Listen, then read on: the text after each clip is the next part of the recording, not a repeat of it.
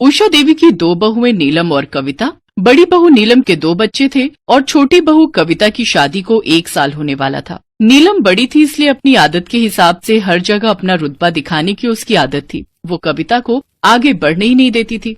कविता, रोटियां भी रहने दो, मैंने बाहर वेज बिरयानी सबको सर्व की है।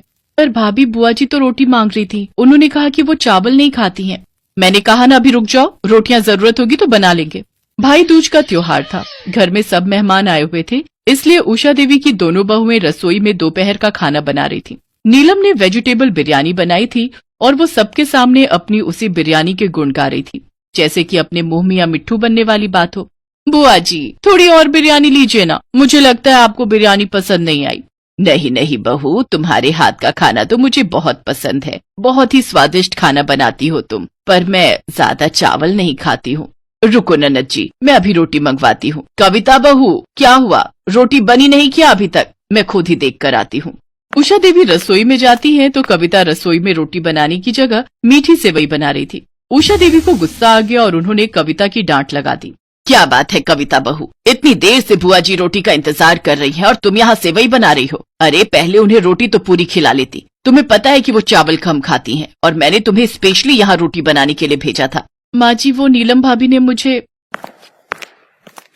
कविता, तुम रहने दो, मैं रोटियां सेक देती हूँ। माँ जी आप बाहर जाओ, मैं जल्दी जल्दी रोटी सेक कर लाती हूँ। पहली बार कविता को एहसास हुआ कि नीलम उसके साथ सही नहीं कर रही है। उस दिन उसने ठान लिया कि वो देवरानी है तो क्या हुआ, पर इस तरह से जेठानी का गलत व्यवहार भी तो वो सहन नहीं कर सकती ना। अब वो चौकन्ना रहने लगी। जब भी नीलम अपने आप को आगे करती तो कविता भी पीछे नहीं हटती, पर वो इस बात का जरूर ध्यान रखती थी कि नीलम उसकी जेठानी है तो उसका मान सम्मान भी बना रहे। एक दिन उषा देवी की बहन और बेटी उन सबके साथ बाजार गई। उषा देवी की बहन की लड़की किरण की शादी थी तो वो सब उसी की शादी की शॉपिंग के लिए गई हुई थी। मौसी जी, ये लहंगा किरण पर बहुत अच्छा लगेगा। क्यों किरण?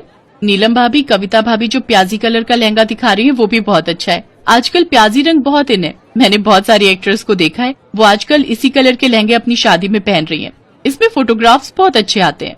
एक काम करना किरण, तुम दामाद जी के भी सेम कपड़े ही बनाना, बहुत सुंदर लगेंगे। और वो जो मैंने पार्लर वाली तुम्हें बताई है ना, वो इतना सुंदर मेकअप करती है ना कि तुम बहुत सुंदर लगने वाली हो।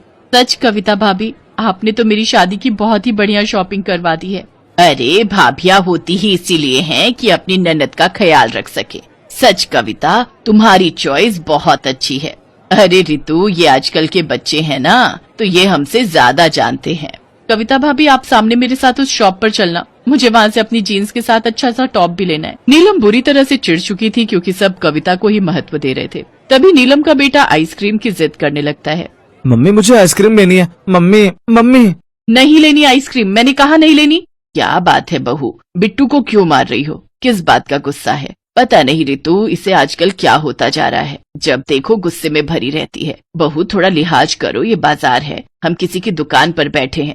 अरे बहू छोड़ो, भी बच्चा है, कोई बात नहीं। आओ देखो जरा, मेरे लिए भी एक साड़ी पसंद कर लो। लाओ, गुड़िया को मेरी गोदी में दे दो।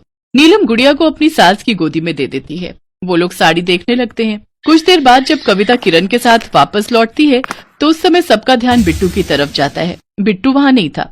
बिट्टू, बिट्टू कहाँ गया? बिट्टू, कविता, किरण, तुम दोनों ने बिट्टू को देखा दुकान से बाहर कहीं जाते हुए?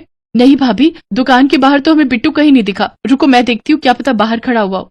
सब लोग बिट्टू को ढूंढने लगते हैं पर बिट्टू कहीं भी दिखाई नहीं देता। नीलम के साथ साथ सबका रो रो कर बुरा हाल था। तभी कविता के मोबाइल पर एक अननोन नंबर से फोन आता है। हेलो, कौन? चाची, मैं बोल रहा हूँ। बिट्टू, चाची मैं अंकल के साथ खड़ा हूँ।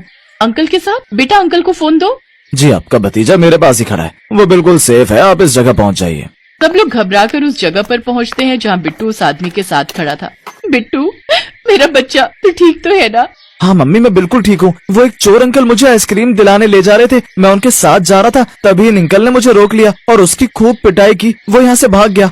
जी, आपका बेटा बिट्टू बिल्कुल ठीक है, वो बदमाश भाग गया, वो तो मेरी नजर पड़ गई और मैंने उसे पकड़ लिया। आपका बेटा बहुत समझदार है, इसे बाकी फोन नंबर तो याद नहीं थे पर अपनी चाची का नंबर याद था, इसलिए मैंने तुरंत इनके नंबर पर फोन मिलाया। आपका बहुत बहुत शुक्रिया बेटा।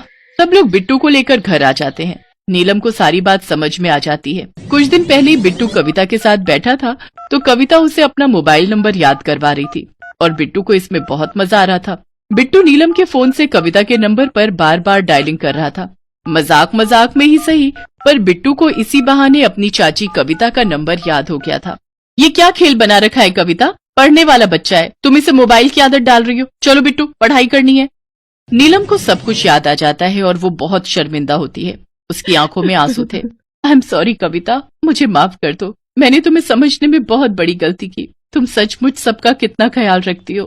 भाभी, आप सबका ख्याल रखना तो मेरा फर्ज है, और आप सब भी तो कितने अच्छे हो, मेरी इतनी केयर करते हो। मम्मी भूख लगी है बहुत जोरों की। शाम हो रही है, सब लोग घर आने वाले होंगे, जल्दी से खाना बना लो। मेरे राज दुलारी गुड्डे को भी भूख लगी है।